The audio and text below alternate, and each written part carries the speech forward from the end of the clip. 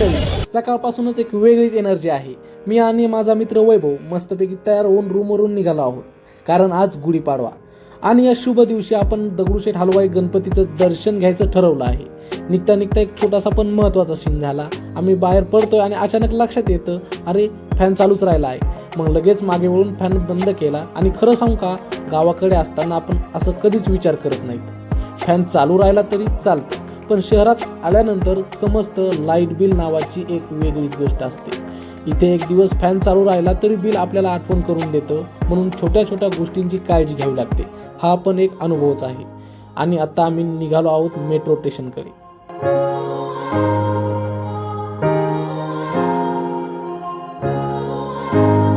रस्त्यावर चालताना आजचा उत्साह अजून जाणवतोय.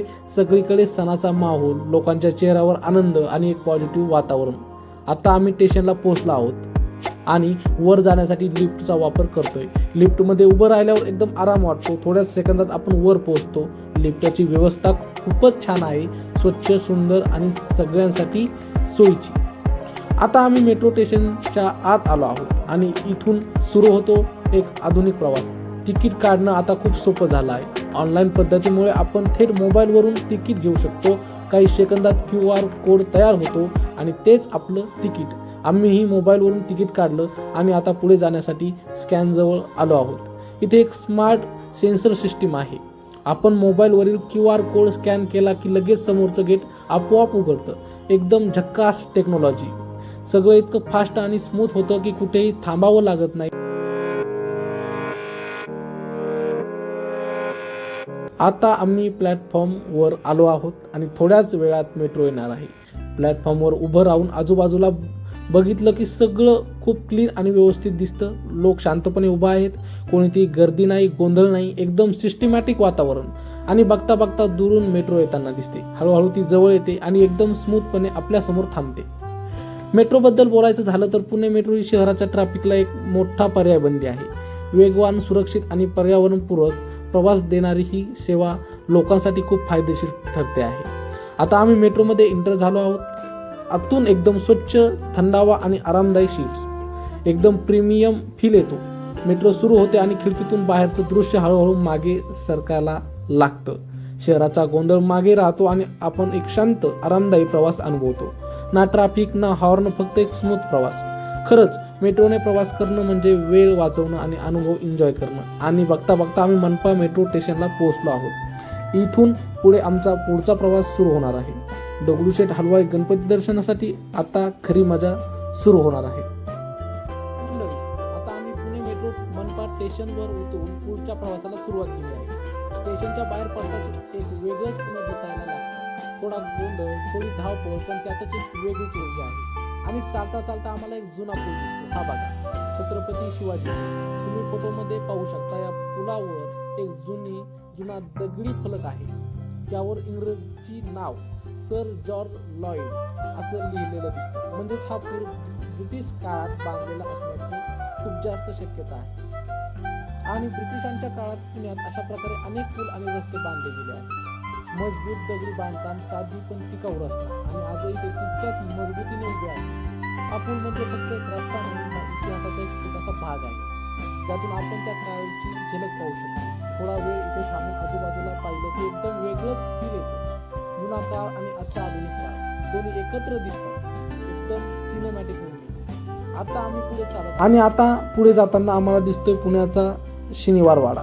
पेशव्यांच्या काळात बांधलेला हा भव्य वाडा आजही तितक्याच आकर्षक दिसतो. पण आज आपण इथे थांबणार नाही, कारण आम्ही ठरवलं आहे याच्यावर एक स्पेशल ब्लॉग बनवायचा, ज्यामध्ये आपण शनिवार वाड्याचा पूर्ण इतिहास, त्यातील रहस्य आणि आतल्या गोष्टी सविस्तर पाहणार आहोत. म्हणून जर तुम्हाला तो ब्लॉग बघायचा असेल तर आता चॅनलला सबस्क्राईब करा, कारण खूप इंटरेस्टिंग गोष्टी येणार आहेत. आता आम्ही पुढे दगडूशेठ हलवाई गणपती मंदिराकडे चाललो आहोत. रस्त्यावरचा प्रत्येक सीन, प्रत्येक क्षण एकदम खास वाटतोय. आणि खरंच पुणे शहर म्हणजे फक्त इमारती नाही, तर इतिहास, संस्कृती आणि निसर्ग याचं एक सुंदर मिश्रण पण आहे.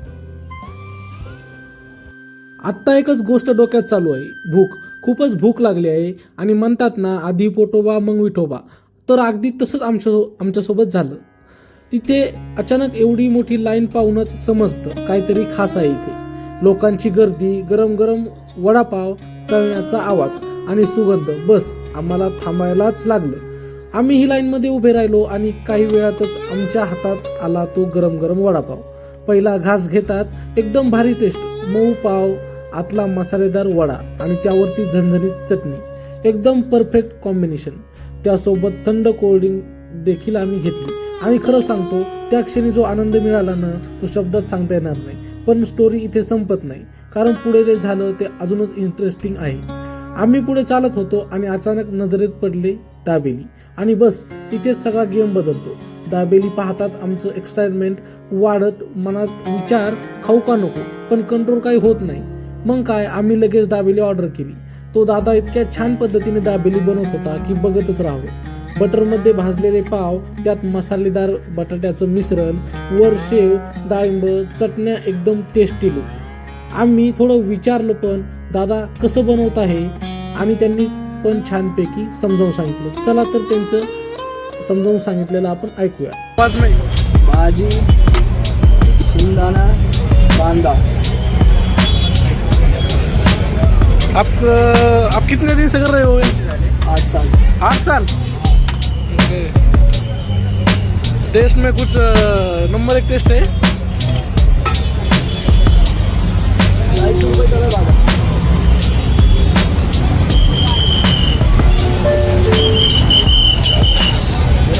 अगदी असं मंदिरच्या जवळच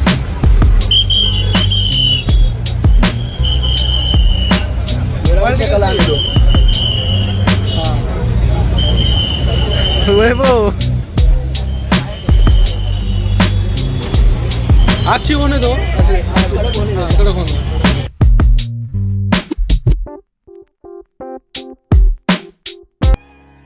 आता पोट पण खुश आणि मन पण खुश. आणि आता आम्ही निघालो आहोत आपल्या मुख्य ठिकाणी, दगडूशेठ हलवाई गणपती मंदिर. आणि जसं जसं मंदिराजवळ पोहोचतो तसं तसं वातावरणच बदलायला लागतं. सगळीकडे भक्तिमय माहोल, लोकांची गर्दी, गणपती बाप्पा मोरयाचा जयघोष, एक वेगळीच पॉझिटिव्ह एनर्जी जाणवते. आज गुढीपाडव्याच्या निमित्ताने मंदिर खूप सुंदर सजवलं आहे.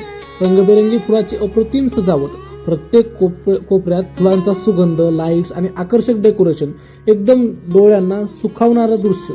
आता आम्ही दर्शनाच्या लाईनमध्ये उभे आहोत. खूप गर्दी आहे, पण सगळे शांतपणे तर श्रद्धेने उभे आहेत. आणि अखेर तो क्षण येतो. आम्ही गणपती बाप्पाचं दर्शन घेतो. बाप्पाचं ते सुंदर तेजस्वी रूप बघताच मन एकदम शांत होतं. सगळा थकवा, सगळं टेन्शन एका क्षणात नाहीसं होतं. मनापासून प्रार्थना केली आणि आतून एक वेगळीच समाधानाची भावना आली.